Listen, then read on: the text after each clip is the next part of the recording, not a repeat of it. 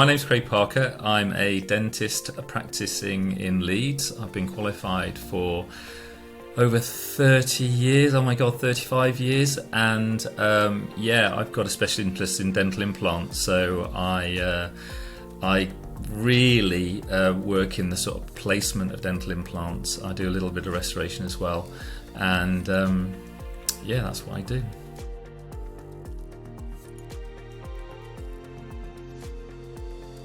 So I've been working with loupes for goodness me. Well, I've been practicing for basically as long as I've been practicing, really. So which is over 30 years. So I practiced for about a year without loupes, and let's say 30 years ago, I put on some loupes, and I thought, just back in the days when, heaven forbid, I used to do scaling and polishing stuff. I said, I'll put them on to do a scale and polish, and I put them on. I thought, these are just amazing, and I never ever took them off since. Well, I did actually take them off at the end of the day, but I don't wear them to bed. But I literally have worn loupes ever since. Either loupes or an operating microscope, one or the other. But they're indispensable. I can't imagine how people can be without them. No, it doesn't matter what stage they're at in their career. I think everyone should be wearing loupes, no doubt.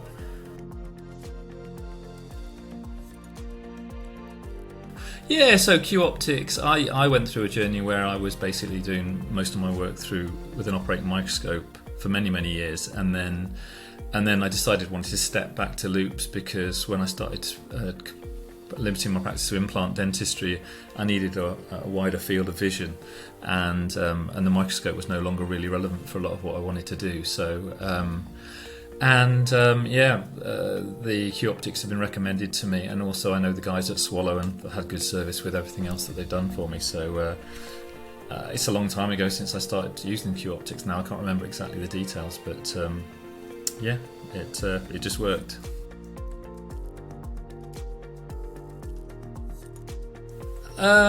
Just the loupes have always been comfortable and done what I need them to do. They worked, and I could see through them, and they're not heavy, and but actually, seriously, more importantly, when I had a few issues, like one time I was just walking through the practice, and I let a door shut on my face whilst I was wearing them on my chest, and then that kind of mashed them a little bit, and I'm so dependent on the loupes. I needed them sorting out as soon as possible, and the guys just sorted me out straight away.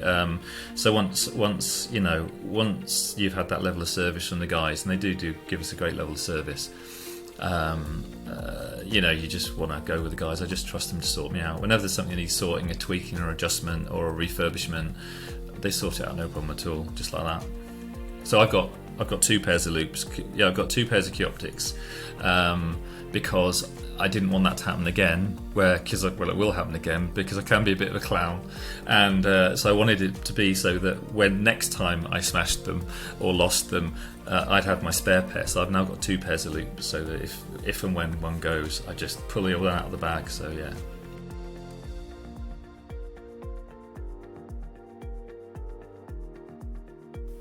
No, I'll say that I have been completely satisfied. I mean, like I said, you want the loupes to be comfortable and reliable, and so you're looking for a decent level of whatever your chosen magnification is. I work at 2.5 times, which is just a lowish level of magnification.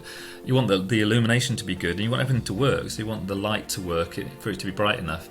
You don't want anything to go dicky, like connections to go, or so that the light starts flickering or gets dimmer, or the battery runs out quickly rather. So there's all these things that are quite important functional aspects of loupes that you want to just work, which they do. And like I said, if you ever have a problem, then you want to be able to get it sorted out quickly. It's even little things like the little nose rests that go under there. They can come off and you lose one, then they don't fit and they're uncomfortable, like they're like that. And so God, I need some more of, so you need them just straight away, sort of thing. Then you want some spare ones. So there is quite a lot of nuance to things being right and staying right. And yeah, I've got absolutely no complaints. I think the guys are great, and they've always sorted me out absolutely at the drop of the hat. In fact, many times I owe them one. So hence I guess I owe them a video interview.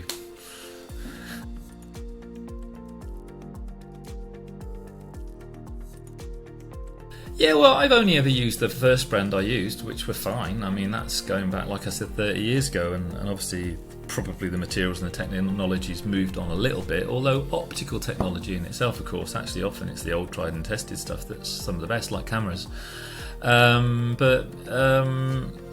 Yeah, back in the day, they were okay. I can't really remember, to be honest with you, but I never used to use illumination back then, and I would just stress the loupes, giving you the magnification that you want, is good, but really good illumination is critical as well to really get the kind of image quality that you want. So yeah, I can't really say, but you know, they're at least as good, if not better, than what I've used before.